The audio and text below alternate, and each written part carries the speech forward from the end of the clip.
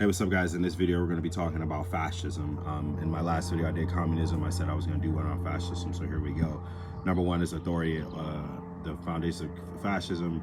Number one is authoritarian nationalism. And what that is basically, think of Nazi Germany, right? Everybody was a Nazi. Hitler had everybody with the propaganda. He, kind of took over everything. He became the chancellor, basically beat and killed everybody all his way to the top. So kind of like that. Second one is totalitarian control, which is basically what he did, right? He took everybody out of power. He was able to control everything and everyone.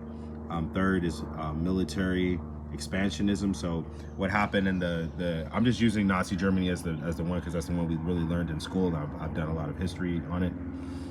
What Hitler did was, in the Treaty of Versailles in World War I, Germany was blamed for everything, so they had to basically pay the reparations for that war, right? So it made them very much broke. So what Hitler did when he came into power, the first thing he did was expand the military. That was the first thing he did. Number four was suppression. Number four is suppression of individual liberties. That's where they started to persecute the Jewish people. With the Star of David, and there's obviously the famous book burning. I forget the name of it. It's Night of something, but yeah, they burned all the books that you could read at that time that were going to give you the idea of revolution against the Nazis, right? Number five is cult of leadership. I don't care what anyone says, any neo-Nazi, anything like that.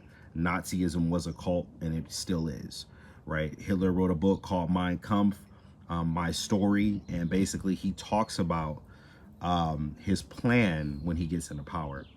Number six is anti-socialism and anti-liberalism, right? This is kind of where it gets a little scary, because he was actually, as much as he was a communist, he was also anti-socialism and all those things, and in the sense that they didn't really just fit with his agenda. And another thing that some people say was Hitler was a Christian. He was nowhere near a Christian. He killed 11 million people. Christ would not nowhere near approve of that. And number seven would be rejection of egalitarianism. And number eight is propaganda and cultural control.